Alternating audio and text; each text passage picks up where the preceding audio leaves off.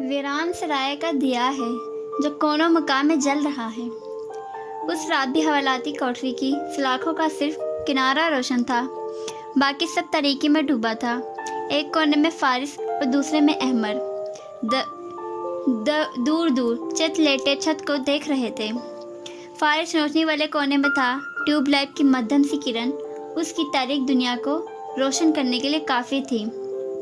उसकी कोशिश के बावजूद अहमद इस सेल से नहीं गया था।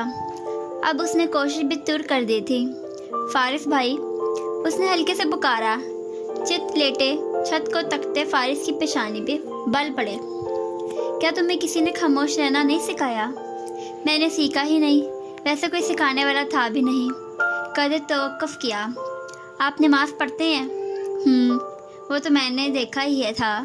नमाज में भी साथ वाली कोठी से क्या आवाज़ें आ रही हैं? सब खबर होती है आपको? सबको होती है। अब सो जाओ। वो बेजार हुआ। सुने ना, हमेशा से पढ़ते थे। नहीं, जेल में आने के बाद शुरू की। तो आप क्यों नहीं पढ़ते हैं नमाज? अपने सगे भाई के कत्ल के इल्ज़ाम, और मेरा सौतेला भाई था। अपने फैक्ट्स दुरुस्त रखो। अहमद ने बहुत हैरत से देखा। मतलब वो आपको पसंद नहीं था? सिर्फ तुम्हारी गलती दुरुस्त कर रहा हूँ, ज़्यादा स्टेपनी ना हो, ज़्यादा चिपको नहीं। तो क्यों पढ़ते हैं आप नमाज? मुझे खुद नहीं पता। वो बहुत देर बाद बोला। कुछ दिन पढ़ता हूँ जोर से, फिर ढीला पड़ जाता हूँ, और कई दिन यूँ गुजर जाते हैं जैसे अंधेरी सुरंग में हूँ।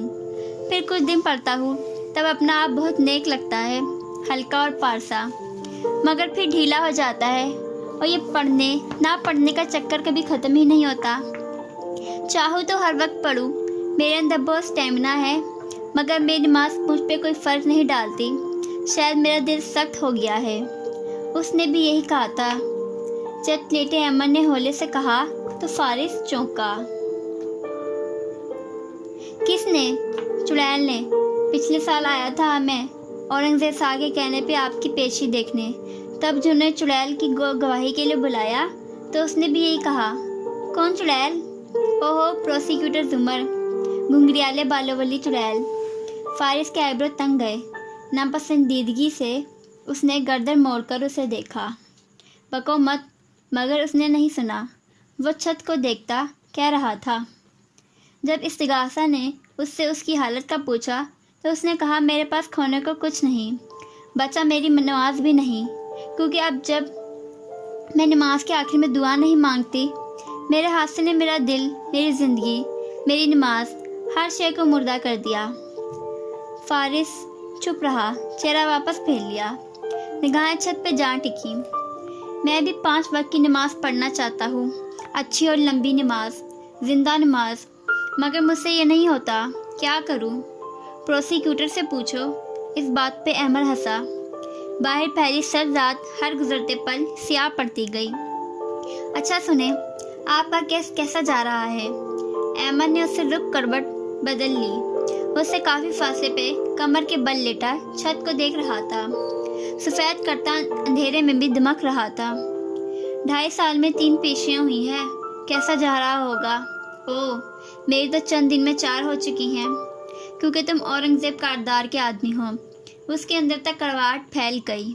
ना करें यार, क्यों उनसे इतने खफा हैं? वो बुरे नहीं हैं, बस अपना फ़ायदा ऊपर रखा उन्होंने, और वो भी तुम्हारे कहने पे। तलखी से निगाह फेर कर दूर लेटे अमर को देखा।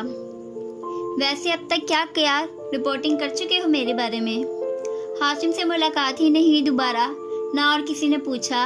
अगर पूछेगा तो बता दूंगा। क्या? इतना ही जितना आपके बारे में सारे जेल को मालूम है, झगड़े फड्डे वगैरह। वो लापरवाही से हंसा। अगर मैं कहूँ कि मुझे इस केस में भी तुम्हारे साबका बॉस ने फंसाया है तो उनको बता दोगे? अहमद एकदम कोहनी के बल उठकर बैठा। हैरत और अजनबी से उसका चेहरा देखा। कारदार साहब ने? वो क्यों फंसाएंगे आपको? वो नहीं हाशिम, मैं ये नहीं कह रहा कि उसने ही दोनों कत्ल करवाए हैं, बस इतना कह रहा हूँ कि अगर वो चाहता तो आज मैं बाहर होता। अहमद कुछ देर सोचता रहा, फिर नफी में सर हिलाया। नहीं फारिस भाई, जिन दिनों आप गिरफ्तार हुए थे, मैं दिन रात कारदार साहब के साथ होता था। वो वाकई आपके लिए परेशान थे, मगर कुछ मेरी हिकमत अमली और कुछ उनकी अपनी सोच थी कि उन्होंने आपके ऊपर से हाथ खींच लिया। इलेक्शन जीतने के बाद तो वो मेरी मदद कर सकते थे ना। मेरा ख्याल है उनकी नज़र में आप कसूरवार थे। हाँ, मगर हाशिम ने तो आपके लिए बहुत भाग दौड़ की। मैं इन दोनों वही था। हाशिम ने बारहा आपको बेकसूर कहा और इन दिनों वो ऑफिस, जेल, कचहरी के चक्कर लगा लगा कर थकान का शिकार लगता था, मगर उसने आपका साथ नहीं दिया, छोड़ा। ठीक है, आप उसको पसंद नहीं करते, मगर उसके बारे में इतना गलत मत सोचें। फारिस काफ़ी देर खामोशी से छत को देखता रहा। शायद तुम दुरुस्त कह रहे हो। शुरू में उस पर शक था, मगर फिर इतने साल इस बारे में सोचा। हमारे जायदाद के झगड़े इतने बड़े नहीं थे कि वो मुझे अंदर करवाते, जबकि मैं उनसे कुछ मांग भी नहीं रहा था। दूसरा, उनकी मेरे भाई से, बीवी से कोई दुश्मनी नहीं थी। कोई भी चीज़ उनकी तरफ इशारा नहीं करती। मगर वो लहजे भर को ठहरा। अहमद ध्यान से उसे सुन रहा था। मगर आखिरी फतवा दिल से लिया जाता है, और मेरा दिल हाशिम के लिए कभी अच्छा नहीं सोच सकता। आपको उनके बारे में नहीं, यहाँ से निकलने के बारे में सोचना चाहिए। तो क्या करूँ? जेल तोड़ दूँ? वो कोफा ज़दा हुआ। अच्छा, एक बात तो बताएं। मगर फारिस को अब एहसास हुआ कि वो कुछ ज़्यादा ही बोल गया है। फ़ौरन कवर बदल ली। चुप करके सो जाओ, ज़्यादा स्टेपनी ना हो। उसके अंदाज पे अहमद ने मुंह बनाया और बुरे दिल के साथ वापस लेट गया। मेरी भी कुछ पर्सनल राइट्स हैं, और इनमें सबसे पहली साफ सुथरी फिज़ा का होना, हाइजीन वाली डाइट का होना, और थोड़ी देर बाद स्टेपनी फिर शुरू हो चुका था। मगर ये कत्ल की साजिश कहाँ से आ निकली? वो लोग तो थे मेरे खानदान के ही। हाशिम के कमरे में सेंट्रल हीटिंग से काफ़ी गर्माइश थी। हुनैन चिप्स खाते कंप्यूटर पे काम कर रही थी। सोफे पे पीछे को टेक लगाए सादी को नींद आने लगी, मगर हुनैन की आवाज़ ने जगा दिया। वो चौंक कर सीधा हुआ। आइए उनकी फोटोज देखते हैं, वो दिलचस्पी से कहती हाशिम के लैपटॉप पे फोल्डर खोले जा रही थी।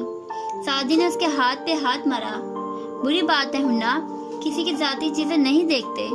ओके, आप आंखें बंद कर लें। उसने पुरानी तस्वीरें खोल ली, हाशिम की स्टैनफोर्ड के दिनों की। तब भी वो वैसा ही था, मगर ज़रा यंग। शहरीन भी उनमें थी, क्लास फेलो थी शायद, या जूनियर। ये आज कहाँ है? अपनी अम्मी के घर, हाशिम भाई ने बताया है। सादी ने लब्बों पे मुट्ठी रखकर जमाई रोकी। हुनैन तेज तेज तस्वीरें आगे करती जा रही थी। फिर वो इससे भी बोर हो गई और वापस ड्रामा लगा लिया। दफातन हाशिम कमरे में दाखिल हुआ तो हुनैन ने झट स्क्रीन पे असल काम वाली विंडो सामने कर ली। अलीशा का अभी तक कोई जवाब नहीं आया। अगवाकार का अकाउंट हैक करने में अभी और कुछ और घंटे लगेंगे, उसने इतला दी। हाशिम ने बस सर हिलाया और मालिक की तरफ आया। सादी यूं ही गर्दन मोड़कर उसे देखने लगा। अलमारी सादी की पुश्त पे थी। हाशिम ने दरवाज़ा खोला तो खाने सामने आए। तीसरे खाने में एक डिजिटल लॉक वाला सेफ नस्ब था। हाशिम ने चंद डिजिट दबाकर सेफ का दरवाज़ा खोला। अंदर कागजात, चेक बुक्स, नोट, बहुत कुछ नजर आया। वो चीज़ें उलट पलट करके कुछ ढूंढने लगा। सादी नींद में डूबी आंखों से उसे हमदर्दी से देखने लगा। उसने चेक बुक निकाली और कुछ पेपर्स। अंदर सेब में हर चीज़ बिखर चुकी थी और सादी वापस गर्दन मोड़ने ही लगा था कि निगाह में कुछ अटका, जैसे सियाह रात में कोई अंगारा नजर आए, मगर वह बिलाशुबा एक दहकता हुआ अंगारा था। सेफ की दीवार के साथ एक लिफाफे से कुछ झलक रहा था। एक तस्वीर की सफ़ेद पुश्त जिस पे सुर्ख और नीले नन्हे नंगे अंगूठों के निशान थे, जैसे पेंट में डूब कर लगाए गए हों। बस एक झलक दिखाई दी और हाशिम ने सेफ बंद कर दिया। पासवर्ड लॉक दबाकर लॉक किया और बाहर निकल गया। और सादी की सारी दुनिया वहीं ठहर गई। नींद खुल चुकी थी। वो सालों बाद अब जगा था। हुन्ना, उसको अपनी आवाज़ कुएं से आती महसूस हुई। तुम्हें याद है जब मैं दादी की डेथ पे आया था पाकिस्तान, वारिस मामू की डेथ से 6 माह पहले शायद, तब मैं उनकी बेटियों की एक तस्वीर लाया था जिसकी बैग पे पेंट में डिबोकर उन दोनों ने अंगूठों के निशान जब्त किए थे। जी, वो आपने वारिस मामू को दे दी थी। और उन्होंने उसे अपने लैपटॉप की उल्टी तरफ कार्ड होल्डर में डाल दिया था ताकि उनके पास रहे हर वक्त। हुनैन मसरूफ से कीज दबाती कहे जा रही थी। उसको लगा वो सांस नहीं ले पाएगा। वो तस्वीर अब कहाँ होगी? क्या हो गया है भाई? वो खट खट टाइप करती बोली। मामू के कातिल उनका लैपटॉप ले गए थे। अब तक तो उन्होंने वो सब तबाह भी कर दिया होगा, संभाल कर थोड़ी रखी होगी। सादी की मरी मरी निगाहें बंद अलमारी पे मरकूज हुई। चेहरा सफेद पड़ रहा था। हाशिम और मेरे लिए कोशिश करे, नामुमकिन। कहीं मादी से फारिस की झुंझुलाई हुई आवाज गूंजी। मुझे हाशिम पे शक है, उसी का हाथ होगा इसमें। हाशिम चाहता तो मैं बाहर होता। मैं बाहर इसलिए नहीं हूँ क्योंकि उसने चाहा ही नहीं। मामू कह रहे थे उन्हें हाशिम भाई पर शक है। मामू को ऐसा नहीं सोचना चाहिए। मैं फारिस की वजह से अपनी बीवी और बच्ची को वक्त नहीं दे पा रहा। हाशिम को मेरे अफेयर के बारे में पता चल गया। देखो क्या क्या उसने मेरे साथ। उसको लगा उसके हाथ कपकपा रहे हैं। सर्दी बढ़ गई थी। वो बिल्कुल सुन सा बैठा था, पलके भी नहीं झपक पा रहा था। वो तस्वीर तुम्हें वाकई याद है हुन्ना कि मामू के लैपटॉप के कार्ड होल्डर में ही थे? जी, मगर आपको क्यों ख्याल आया अचानक? वो एकदम चौंक कर उसे देखने लगी, फिर संभल कर फीका सा मुस्कुराया। यूं ही। तुम्हारा काम कहाँ तक पहुँचा? हो रहा है। वैसे आपको एक बात अजीब नहीं लगी कि नौशेरवा भाई का अगवा इन्हीं दिनों में किया गया जब खावर यहाँ नहीं था? औरंगजेब अंकल ने बताया था मुझे कि खावर उनके ऑफिस और घर का कंप्यूटर जीनियस है। वैसे कारदार्स का कारोबार क्या है? ये एक कार्टेल को हेड करते हैं। कार्टेल क्या होता है? फजूल सवाल मत पूछो, तुम्हें पता होना चाहिए क्या होता है। वो एकदम चिढ़कर बोला। दिमाग इतना उलझा हुआ था कि हुनैन की बातें बेजार कर रही थी। उसने जवाब में जोर से हूँ कहकर रुख फेर लिया। मेरी तौबा, जो आपसे कुछ पूछूं या बताऊं?